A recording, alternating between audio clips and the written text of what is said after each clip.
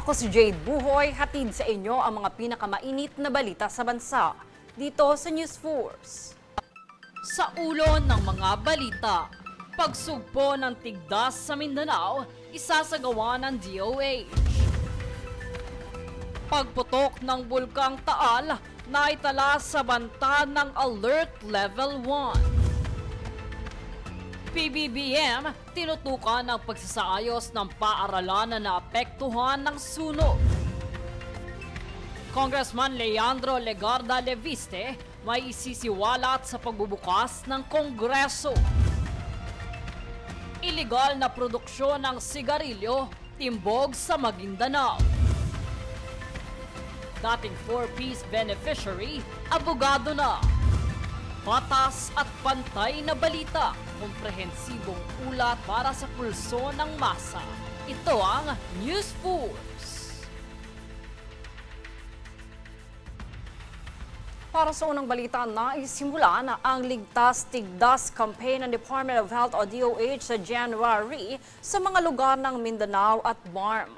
Mahigit 5,100 kaso ng tigdas at rubella ang naitala ng DOH ngayong taon, na mas mataas ng 32% kumpara noong 2024. Dahil karamihan sa mga kaso ay batang hindi bakunado, sisimulan din sa January 19 ang malawakang Ligtas Tigdas vaccination campaign sa Mindanao at BARM. Umaabot sa 11 milyon na bata ang target mabakunahan sa buong bansa.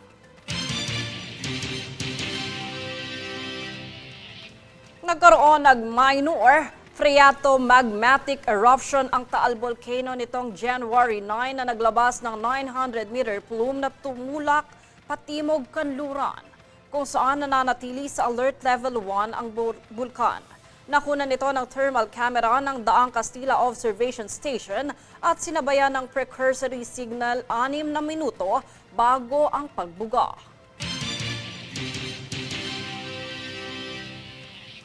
Tiniyak ni Pangulong Ferdinand Marcos Jr. na matatapos bago ang susunod na pasukan na ang 36 na bagong classroom sa San Francisco High School sa Quezon City na nasunog noong 2025. Bukod dito, 24 na classrooms pa ang itatayo ng isang pribadong kumpanya bilang dagdag na suporta.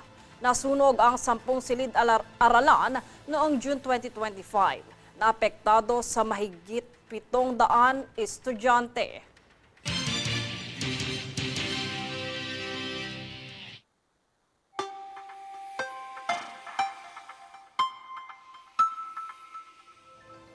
Para sa ulat panahon, 3 weather system ang magdudulot ng pag-ulan sa iba't ibang panig ng bansa ayon sa Pag-asa.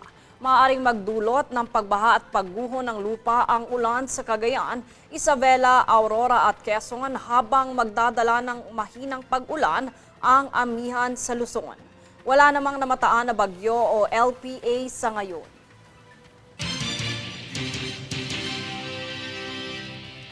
Susunod sa News Force. Congressman Leandro Leviste may isisiwalat sa pagbubukas ng Kongreso.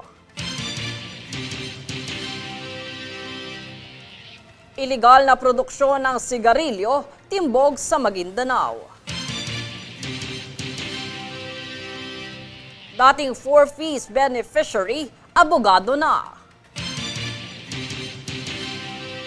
Manatiling nakatutok para sa higit pang mga balita sa pagbabalik ng News Force.